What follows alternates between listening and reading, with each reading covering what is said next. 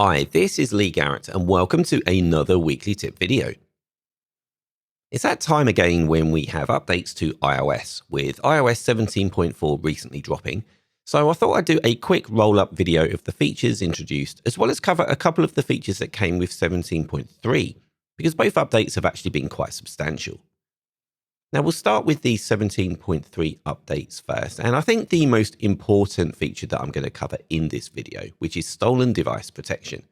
Now if your phone is stolen and you've got this enabled, what it does is it reduces what the thief can do, even if they have your passcode, by adding extra layers of protection. And it's dead easy to set up, and I'll show you how it works. So first I need to go into settings, then Face ID and passcode. I'm just going to enter my passcode here. And if I swipe down, we can see that stolen device protection is off by default.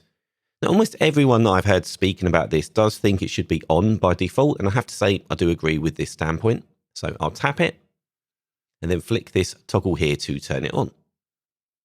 Now, here we have a clearer summary of what stolen device protection can do. So if you need to access your saved passwords, you're going to need to use Face ID or Touch ID if your phone doesn't support Face ID. Then below that, if you change anything that is deemed as sensitive, such as your Apple ID password, then a security delay is invoked and you can't make any more changes until that delay is complete. Then below that, we can see that you can have locations where this doesn't actually apply. So for example, at home, you can stop the delay from kicking in. But I'll show you how the delay works and how it can start. So I'll turn stolen device protection on first, and it's on. Simple as that.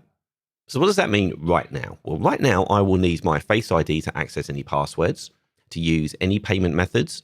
If I want to turn off lost mode, I need Face ID. If I want to erase my iPhone or use my phone to set up another device, again, I'm going to need to have my biometric credentials. If I want to do anything relating to Apple Cards, such as apply for one or view my Apple Card's virtual number, again, I'm going to need to have Face ID.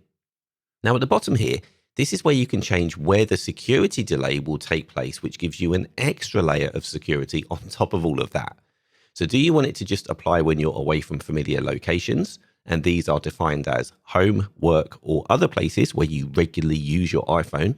Or do you want it always to invoke? So right now it's set for when I'm away. I'll change it to always. And if I change that back now, Face ID kicks in. And I'm told that a security delay is required because I'm not currently in a familiar location. So I'll start my security delay and it starts counting down. Now I can't change any more settings for an hour. And if I was a would-be thief, then I'm seriously restricted in what I can do, because now I can't change my Apple ID password. I can't sign out of Apple ID or update my Apple ID security settings, such as removing a trusted device. This delay is also in place if someone tries to remove Face ID or Touch ID from your account. If they want to change your iPhone passcode or reset any settings, this is stopping that from happening. So of all of the extra features in this video, if you haven't enabled this and you're watching on an iPhone, I suggest you pause, go and turn it on, and then come back and watch the rest. That's just a quick preview of one of this week's Apple-related tutorials from Screencasts Online.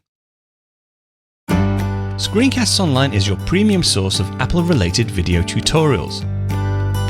All of our members get access to brand new, up-to-date tutorials each week, as well as unlimited access to our entire video archive full of Mac and iOS-related tutorials. You can stream and download all of our videos on your Mac, iPad and iPhone, and even your Apple TV using the members-only Screencasts Online Apple TV app.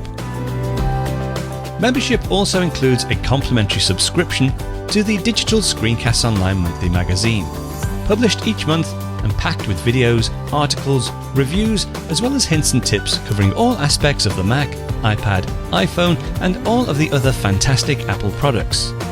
So, if you're ready to start getting the most out of your Apple devices, visit screencastsonline.com today and become a Screencasts Online member.